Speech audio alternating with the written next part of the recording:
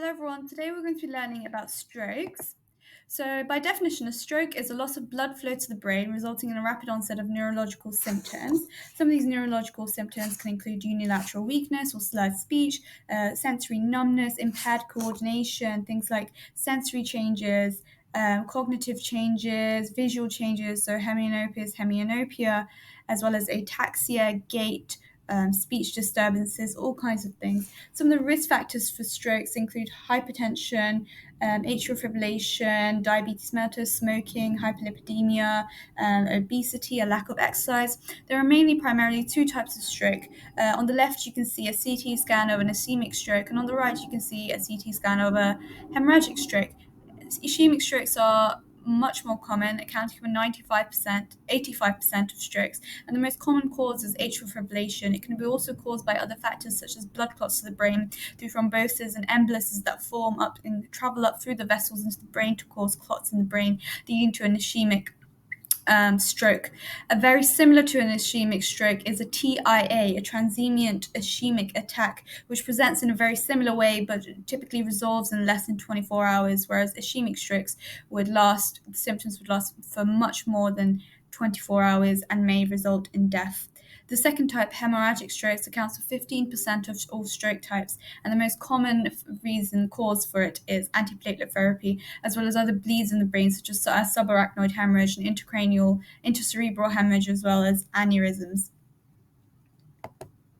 We can screen and look for strokes both outside the hospital and inside the hospital. If you've ever seen in the TV adverts the kind of campaign fast, think fast, so a change in the face, the arms, speech, and time means time to act fast. That mnemonic is a very good way of remembering the symptoms of stroke and how we need to act. However, in A&E in the hospital, we can use another scoring system called the Rossier scoring system, which looks at and counts for loss of consciousness or syncope, seizure activity, as well as an asymmetrical facial weakness, asymmetrical arm weakness, asymmetrical leg weakness, speech disturbances, and visual field disturbances. We can further investigate for stroke by taking an ECG to rule out AF as a possible cause and take blood tests such as a full blood count, clotting and coagulation factors, glucose, and lipids. Now, here you can see the Bamford or the Oxford classification of ischemic strokes, which is a classification for the different vessels that may be affected by an ischemic stroke. So this includes the TACS, the PACS, the LACS, and the POCS, the abbreviations for the above strokes here.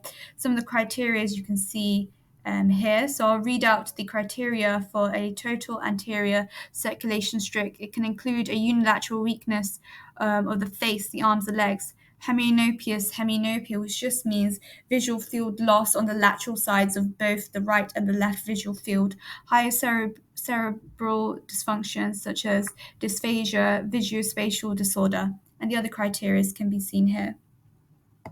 It's important to note the blood supply to the brain through the circle of Willis and the affecting lobes that the posterior cerebral artery, the middle cerebral artery, and the anterior cerebral artery. A stroke in these can potentially affect which areas of the brain.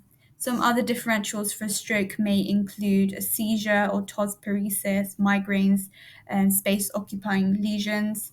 The way we would treat a stroke, so an acute ischemic stroke, immediately we'd want to exclude hypoglycemia as a cause, so taking bloods and taking glucose levels is an immediate must. We must then admit the patient to a specialist stroke unit, take a CT head immediately to confirm the diagnosis and exclude a hemorrhage, and then we would then further treat with 300 micrograms of aspirin and then try to reduce the risk of clots through thrombolysis such as IV alteplase and through thrombectomy within 4.5 hours of onset and thrombectomy within 6 hours of the onset.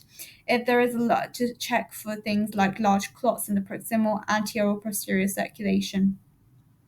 And in terms of TIA management, again, first line, we want to exclude hyperglycemia, give 300 micrograms of aspirin, and then transfer the patient to a TIA clinic immediately within 24 hours. And then secondary prevention of strokes, we would want to give drugs to reduce the level of clots forming such as long-term clopidogrel, typically 75 milligrams, atorvastatin, 80 milligrams, and reduce other risk factors such as encouraging the patient to lose weight, monitoring their blood pressure, reducing cholesterol and blood glucose levels, and potentially consider carotid endarterectomy dependent on the level of carotid artery stenosis. That was a very quick overview of strokes, some of the potential differential diagnosis, the investigations, and a quick overview of the management. Thank you. If you have any questions, please comment down in the comment section below. Thank you.